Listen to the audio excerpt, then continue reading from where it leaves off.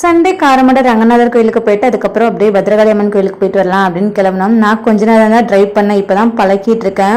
ரொம்ப நாள் ஆச்சு நான் ட்ரைவ் பண்ணி. ஸோ டச் விட்டுருச்சு அப்படின்னு கொஞ்ச நேரம் மட்டும் அவர்கிட்ட கேட்டு வாங்கி ஓட்டினேன். கோயில் இப்போ தான் தேர் முடிஞ்சனால செம கூட்டம். கோயிலில் வந்துட்டு சாமி லைனில் நின்று பார்க்கவே முடியாது போல் அந்த அளவுக்கு இருந்தது.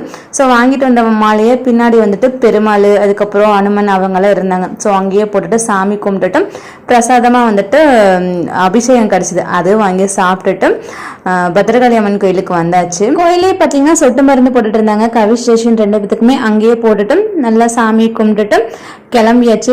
மெயினாக தம்பியோட ஃப்ரெண்ட் ஒருத்தங்களோட பாப்பாவுக்கு வந்து மொட்டை வச்சு காது குத்தி இருந்தாங்க. ஸோ கெடா விருந்து அப்படின்னு சொல்லிட்டு மெட்டப்பாளையத்தில் வச்சிருந்தாங்க. நம்ம வீட்டில் நீங்கள் வரதுக்கு எப்படி 1.5 ஹவர்ஸுக்கு மேலே ஆயிருங்க. தனியாக நம்ம எப்படி கோயிலுக்கு வரக்கு ரொம்ப நாள் ஆயிரும் அப்படின்ட்டு மெயினாக அவங்களையும் பார்த்துட்டு வந்து கெடா விருந்தையும் நல்லபடியாக சாப்பிட்டு முடிச்சுட்டு கிளம்பியாச்சு. நாளைக்கு பார்க்கலாம். தேங்க்யூ.